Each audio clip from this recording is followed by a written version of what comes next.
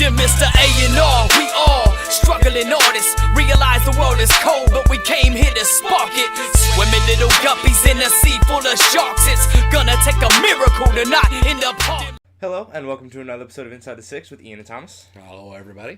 Sorry about last week. I was currently dying and drowning in papers. But that is over, at least for about 3 weeks. And we should get on a regular schedule again. Hopefully. Hopefully. We're gonna. If anything changes, we're going to try and get an episode up every week. We definitely need to do that for you guys. There's a lot of great matches out there, and we want to make sure that you get the best content you can, which is obviously us. So, in the past week of Premier League, there have been a lot of unexpected, especially this past week, there are a lot of unexpected scorelines. The one that resounds with me the most is Leicester-Norwich. Yeah. I don't know what it is. This is I think the first time this season I've seen Leicester not at their best. Yeah, they were definitely not. They look slow. They look just out of order. Even when they lost to Liverpool, they played. Yeah. I don't know if maybe Norwich kind of rattled them. Maybe like Norwich rattled City. I don't know what it was. It could be.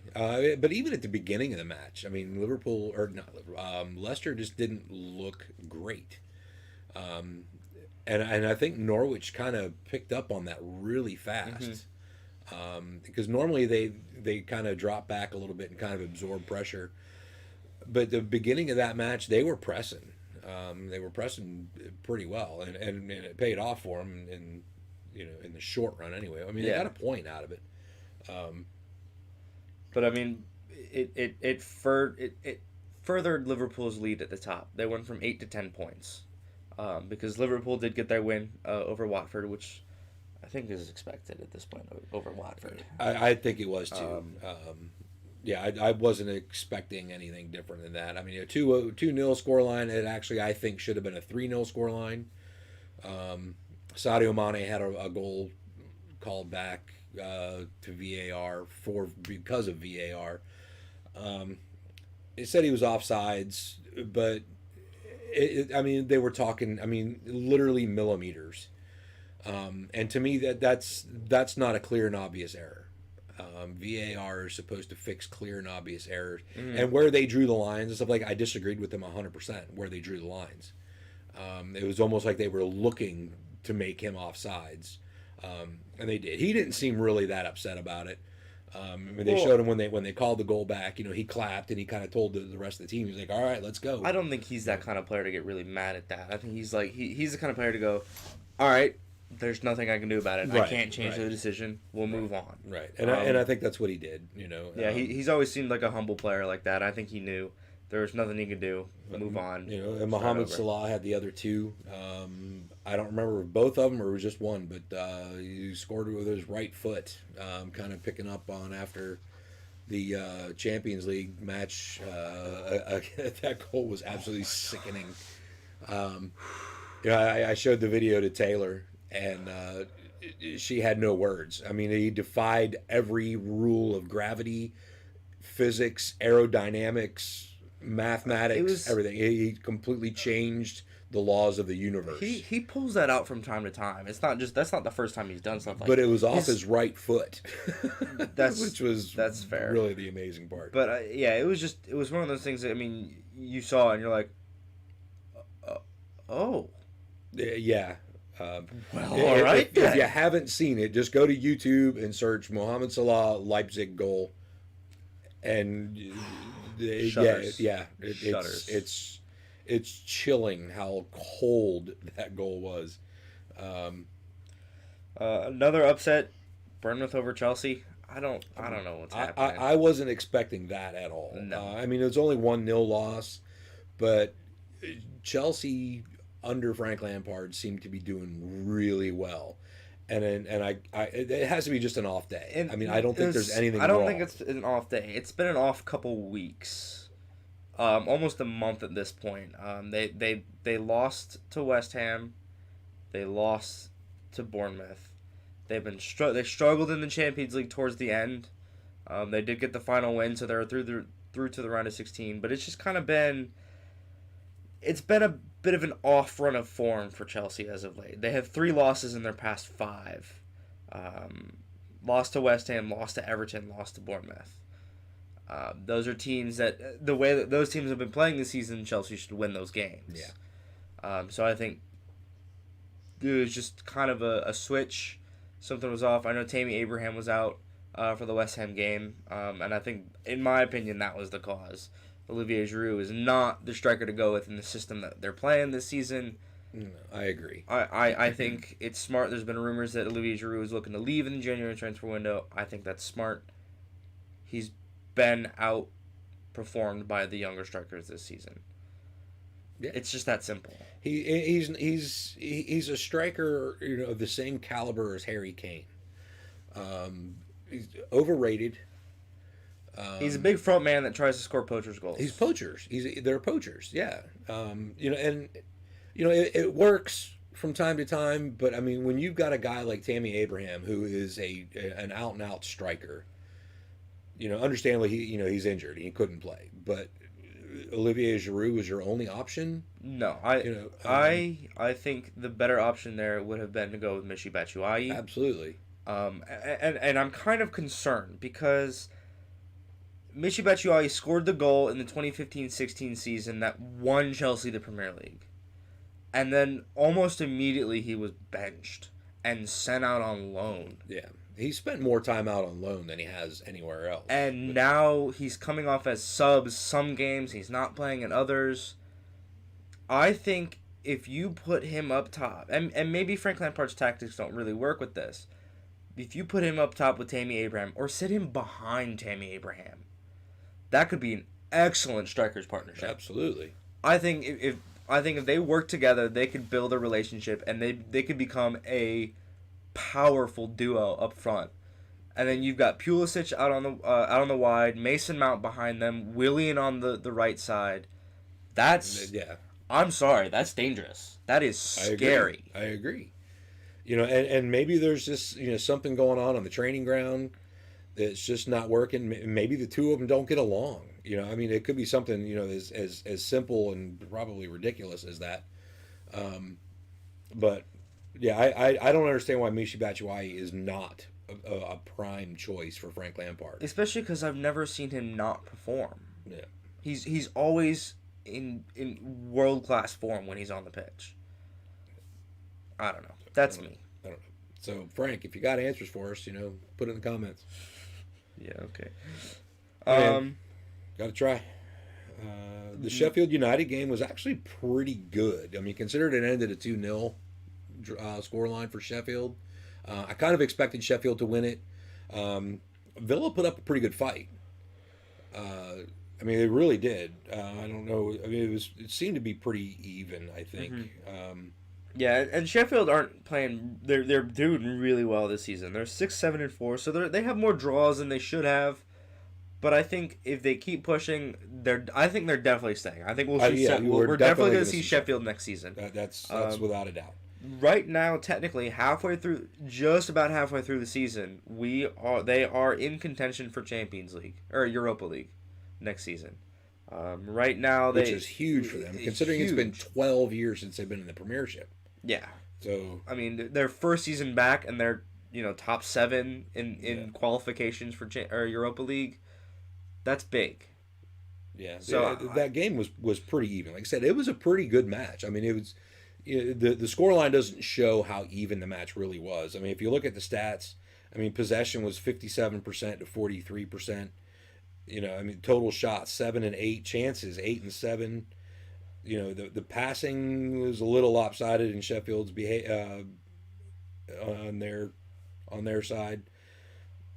It was really an even match. Just Sheffield finished the chances. Yeah. Really good game. I think it was probably my second favorite match of the week besides the Liverpool match. Okay. Because Mohamed Salah back in form and confident as ever. Confident enough that he's using his weaker off foot to take shots. and landing them. Well, I think just in general the Liverpool team are very confident right now. Yeah, I they think should be. I think they know, as long as they don't get cocky, Right. they know that they have this is their chance. Absolutely. Their first chance in 30 years. Yep. It'll be 30 years this season. It's 30 years this season since they've won the Premier League. The last time in they fact, won it was, wasn't even the Premier League last time. Yeah, it was just top tier football. I mean, it wasn't called that. But yeah, it was the 89-90 season is the last time they won it. Wow. So that's I think they know that they have a really good chance, especially now. They're 10 points clear of second place. They are 14 points clear of City in third place. They're on track. If they win the next, they're on track right now, basically, to finish with 110 points this season. If they copy their first half of the season with the back half, they're on track to be at 110. And my prediction is if they can get through the next 2 weeks, December's a tough month for them. Especially right now, as we're recording this, they're playing basically their U23 squad. I mean, the average age of this starting 11 is like 19, playing in the EFL Cup against Villa, because their starters are in Qatar right now for the Club World Cup for a game tomorrow. I mean, I can't tell you a time that's happened where a top club has 2 games back to back. Well, I mean, when you're a top club and you're in these other tournaments, I mean, it's you're going to play a lot of matches, but I mean, I think it's 14 games in 30 days. Sanity. It is. I mean, and the thing is, if they can get through this month with all those matches without falling apart, without serious injuries,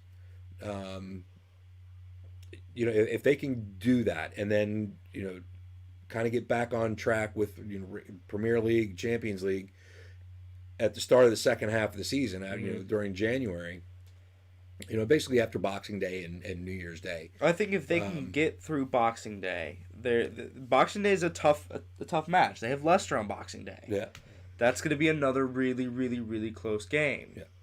Hopefully it turns out to be. I'm really excited for that game. I mean, 1v2 is always. It's always a fun match. Especially, I mean, you're looking right now at 10 points between them. I mean, that's more than 3 games behind. And then and City's behind them, and City's just not having a good run right now. No, I think they're getting really unlucky with some VAR calls, with some injuries especially. Yeah. Kevin De Bruyne is finally coming back into his form. I mean, he's always been a really good player, but since his injuries, his knee injuries, he really hasn't, in my opinion, been 100% there. And I agree with that. He was out for a pretty extended period of time, and he's just still going to knock some rust off. He's finally coming back into form, which I think is really good. But I'm very excited to see. I'm very excited for that Leicester Liverpool clash on Boxing Day, because that'll be their next match after tomorrow. So they have 8 days off, which is going to be good. I mean, they're going to need the rest because they're coming back just from kind of Qatar. recharge. Yeah, I mean, they're there now. They've been there for a couple of days now. In fact, they played Saturday, and then got on a plane Sunday. Yeah, to go to Qatar, and they've been training, down there. Luckily, their game with West Ham has been postponed, because that would have given them like a day to travel back from Qatar, a day to train, and then you play. And that's when injuries happen. Yes. And that's when runs of bad luck start. Mm-hmm. When you've got a team that's just, I mean, it's not just the physicality of it; it's the mentality of it. Mm-hmm. And the psychology of it is just, it wears you down, emotionally as well as physically. So the fact that that match is postponed and gives them an 8-day break, is really going to help them, I think. But yeah, they get through December. And it's on. They go ahead and start planning on Liverpool lifting the trophy. They're at Leicester Boxing Day, Wolves, Sheffield, Everton for FA Cup, at Tottenham, against Man United, at Wolves, and then they've got kind of an easy schedule with Southampton and Norwich right there. and then they have a 10-day break before their next game after that, and that's the Champions League at the Metropolitano against Atletico, which we'll talk about at the end, because that draw happened for both Europa and Champions League, and then they've got West Ham, Watford, Bournemouth, Atletico again. I mean, their next major struggle is I think after that Man United is going to be City April 4th. And that depends on how City are doing. I mean, whether they can pick it back up. I also think Everton's not going to be such an easy pushover anymore. No, I don't. I agree with that. With Marco Silva finally gone, Duncan Ferguson is I believe that's his name. Yes, Duncan Ferguson. Yeah, Duncan Ferguson has whipped that team into shape like that. And I think that goes to show Everton's problems started with Marco Silva. And I've been saying that all along. It's in the dressing room. It's with their manager. They don't trust him. They're not buying into his tactics. They're not buying into his philosophies because they don't trust him, and they played like that. And I mean, the minute they got rid of it, oh shit, oops. I'll bleep that out. But yeah, the minute Marco Silva was gone, and Duncan Ferguson was put temporarily in charge, yeah, it was a 180-degree change. They beat Chelsea. They drew with United. They finally started showing who they were, and I think Duncan Ferguson came in. He's not taking any crap. There was a game. I gotta find it. I think it was their game against United, where he brought Moise Kean on, and within 20 minutes brought him off. Yeah. Yeah, it was like 18 minutes. Yep, Moise Kean came on in the 70th and came off in the 89th. Basically, so he felt Moise Kean wasn't performing. He's like, look, I'm going to use another sub. You're not performing. I need you off the pitch. I need somebody who's going to perform on. Right. He came out after the game and said, no, it wasn't the player. I'm going to disagree. At least a little bit. The player had something to do with it. I mean, even the commentary during the match was like, this is unheard of. You know, unless there's an injury. Yeah. You know, you don't sub a player off after subbing him on. Mm-hmm. You know, I mean, and that tells me that, you know, Moise Kean was active and productive in training, so he got the spot as a sub when they normally start subbing people out around the 60th, 70th minute.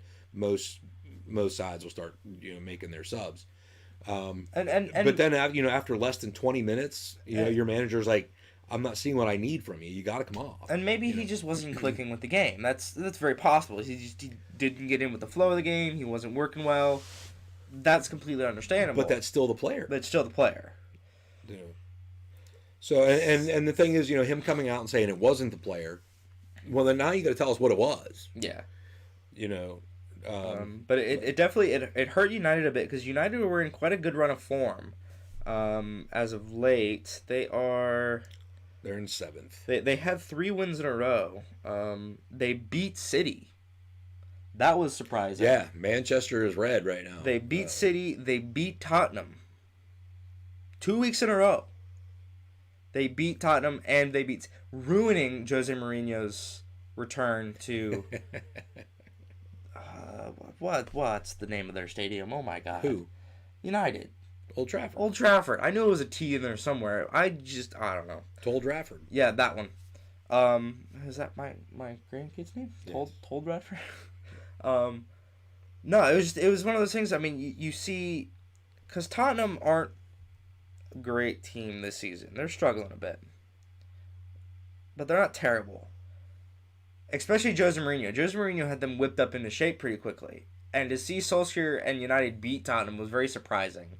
And then to see them beat City was, when I saw that scoreline, I didn't watch the match, but I was floored. I was like, wait, what? Manchester's red? That's not what I expected.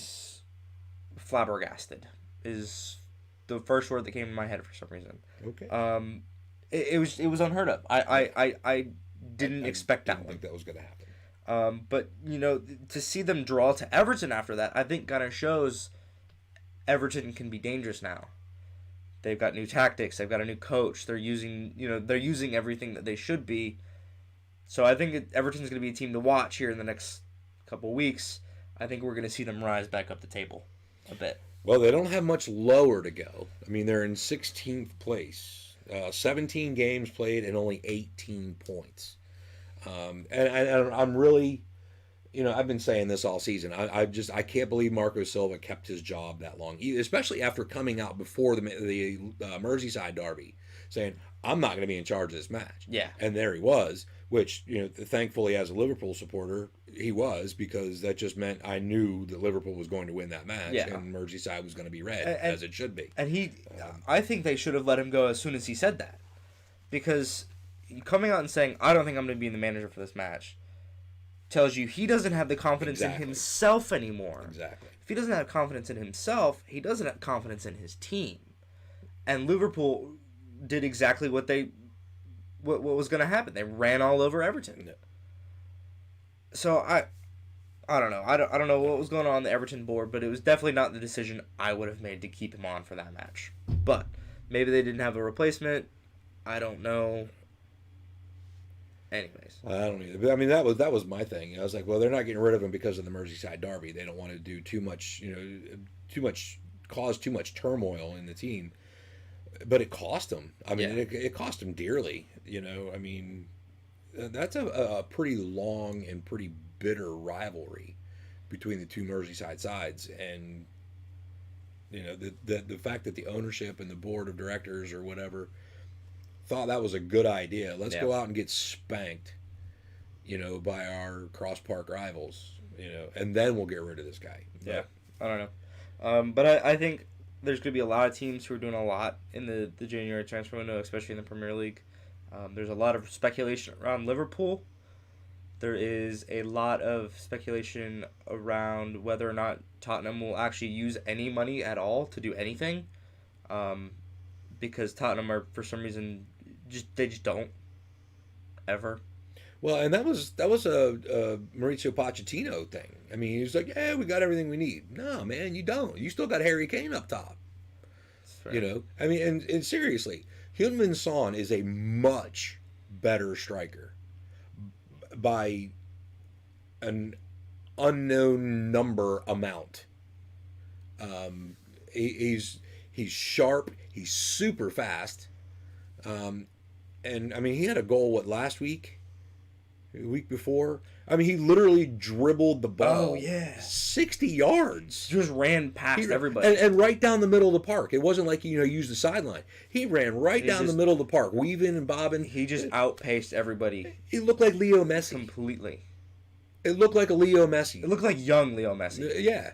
With the ball just attached to his feet. He moved it where he wanted it, put it where he wanted, and he absolutely drilled the goal. I mean, the finishing touch was brilliant. Perfect.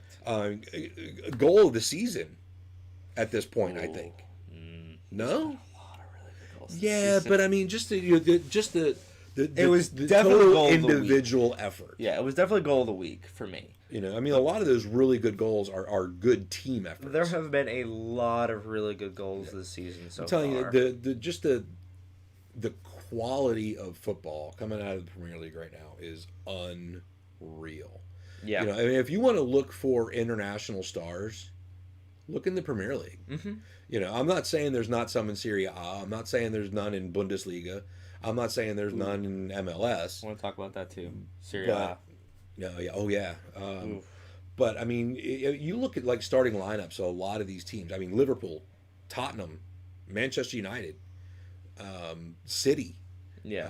I mean, their starting lineups are loaded with international players. First team international players. Well, and for a long time, it seemed like the destination for everybody was Real Madrid, Bayern Munich, Barcelona. Right. And I think now that's changing back. Because it used to be everybody wanted to go to the Premier League. It was biggest televised, stuff. It was everybody wanted to go to the Premier League. Everybody's wanting to go to the Premier League again.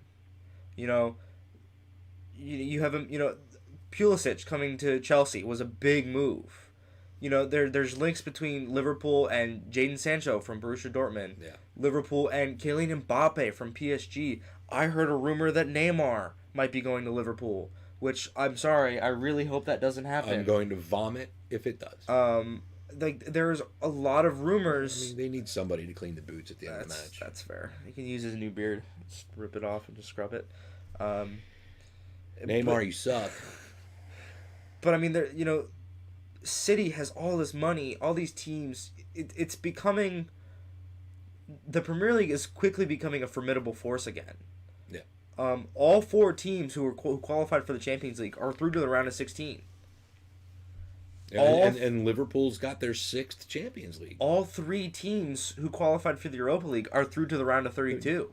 I mean, look at the winners of the Champions League just over the last decade. How many of them are Premier League sides? See, it was Liverpool were runners up the year before last year. Tottenham, it was Liverpool, Tottenham last year. Europa League, it was Chelsea, Arsenal. Yeah. Real Madrid, Barca, Real Madrid, Bayern, Chelsea. Before the last Premier League side to win it was Chelsea in 2011-2012.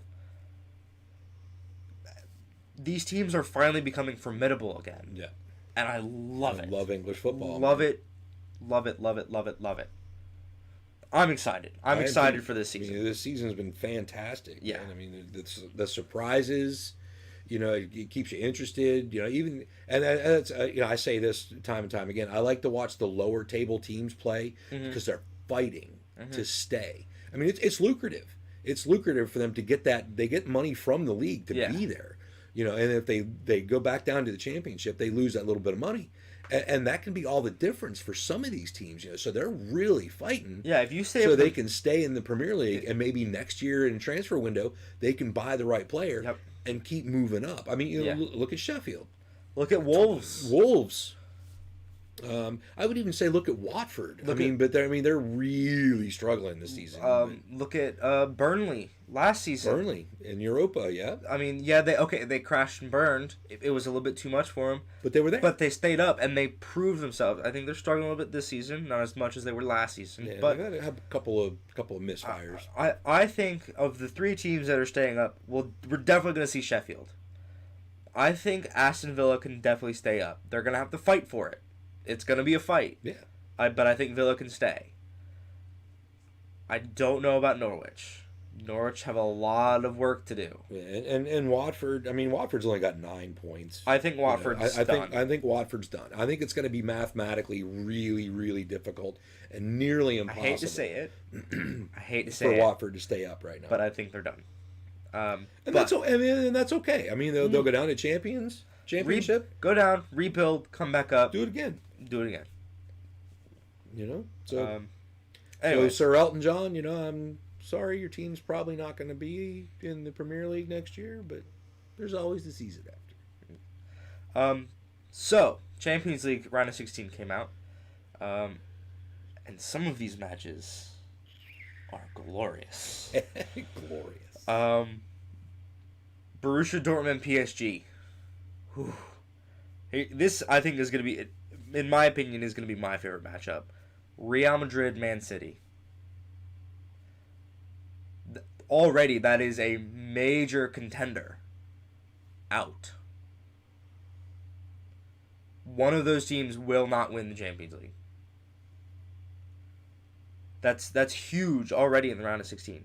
This one I'm kind of disappointed in. Atalanta and Valencia, I think it'd still be a good game, though. Whoever wins that matchup will be playing Atletico or Liverpool.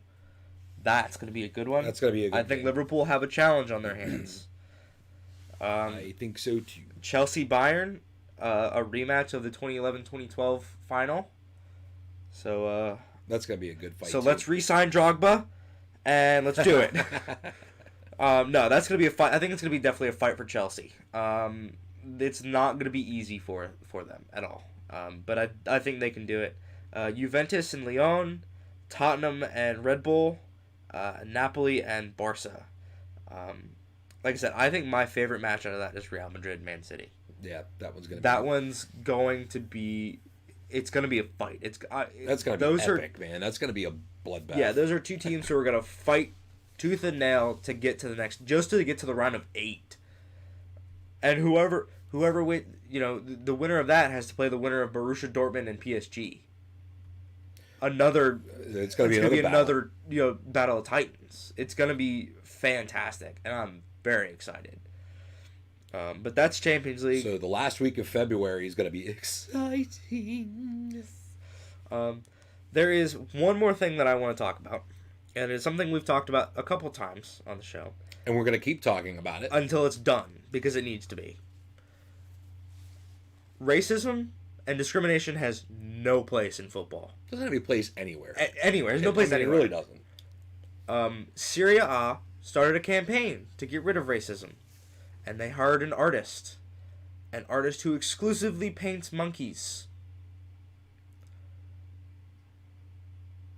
Why? I'm not even saying anything right now because I don't know what to say. I mean, if you're going to talk about let's not be racist, and knowingly hire somebody knowing full well that they paint exclusively in monkeys. And they're not even like a realistic depiction of monkeys. I mean, they're cartoon monkeys. But that's their symbol of no racism. And understandably, I know that, on one side of that, people can probably be saying stuff to us going, well, you're racist if you think a monkey is racist. Man, that's not at all what's happening. I'm just thinking that was probably the poorest symbol for anti-racism they could have chosen. Yeah, it was not the correct symbol they should have chosen. No. And the thing is Serie A has come out and said that they don't see a problem with it. I'm sorry. There's a problem. There's a problem with it. And I think Thomas had a really good point, and I'll let him go with it. But, there's what, 20 teams in Serie A, or is it 18? Anyway, there's a couple of dozen teams in Serie A. And they're basically being forced to go along 20. with this. 20, okay. But I'll let you bring up the point that you had, as far as, individual players on these individual sides. Yeah, so during, for at least us in America, the day after Thanksgiving is called Black Friday. Today, all the deals are out in the shopping centers. I hate it. It's stupid. Whatever. Go out and waste your money on things you can just buy on the internet at home. True. There was an Italian paper who thought it would be a good idea. Because of the day before there was a game between Inter Milan and AS Roma, and Romelu Lukaku plays for Milan, and Chris Smalling plays for Roma, and they thought it'd be a good idea to put those two on the front of the paper with the caption Black Friday. Why? I'm going to go ahead and call out Serie A. I'm going to call them out that they're probably one of the most racist organizations in football right now. Because if you're okay with that, you're the problem. You're the problem. And like I said, Thomas brought up the point that if I'm an individual player on one of these teams, I'm going to my manager and go, you publicly denounce this, even though the league is backing it completely. As a club, we need to stand up against this because it's absolutely ridiculous. Mm-hmm. It's inappropriate. It's out of place. It's disgusting. It's rude. It's wrong. It's immoral. It's every negative thing you can think of. That's what it is. And as a club, they need to denounce it, or you need to go ahead and put in my transfer paperwork. Yes. It shouldn't be a problem. It shouldn't be a problem. We are 2 weeks away from 2020. We are literally living in the future. And this is still a problem in something that's as global and as worldwide as football. There's not a single country on the planet that does not play football. Not one. That's as international as you get. And I'm sorry, if you're on a team, I play soccer. I'm a forward. Sometimes I play on the wing, but I'm a forward. I'm not going to not pass the ball to this guy because of where he came from or, what nationality he might be. I'm going to pass him the ball because I want to win the match. It's football. Period. The football is a sport that it came around because people wanted to do stuff together with everybody.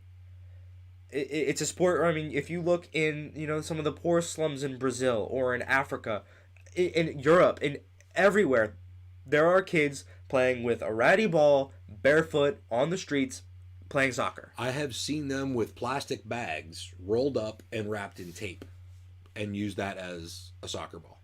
I've seen it. It happens. And it's amazing. I was in Costa Rica in the spring, and I got the opportunity to play soccer with a bunch of the local kids. And I'm telling you what, man, there's 8, 9-year-olds in Costa Rica who are way better than most adults I know. And it was just nobody. I don't speak Spanish. Most of them didn't speak English, but we understood everything we were saying to each other because of football. And it was amazing. I mean, we were out there. It was hot as heck out there, but we played for about an hour and a half, 2 hours, just playing back and forth. No timeouts, no halves, no nothing. And then we went across the street to the supermarket, and we bought a bunch of water and a bunch of soda and some snack cakes, and we all sat there trying to figure out each other's language because we played football together. And, they're never going to remember who I am if I see them again, but they're going to remember, that old fat bearded gringo came down here and played football with us.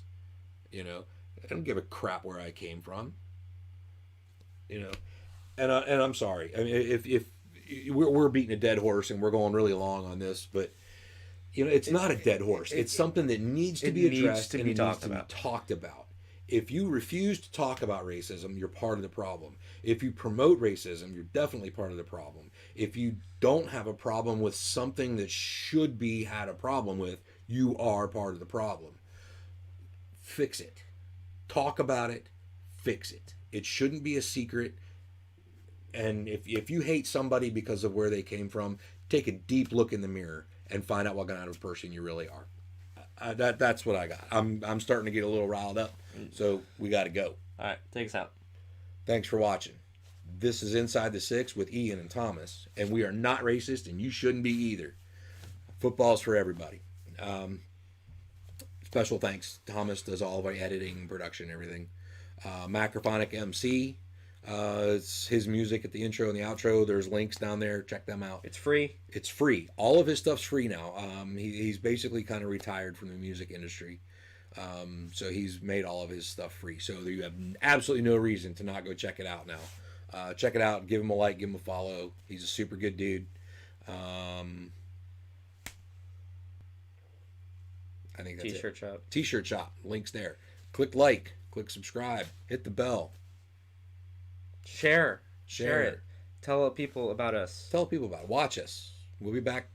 Should be back next week. Yeah. But hopefully we'll get back on schedule. Really appreciate it. Don't be a racist. Later. Thanks, guys. Dear Mr. A&R, we all struggling artists. Realize the world is cold, but we came here to spark it. Swimming little guppies in a sea full of sharks. It's gonna take a miracle to not end up harm.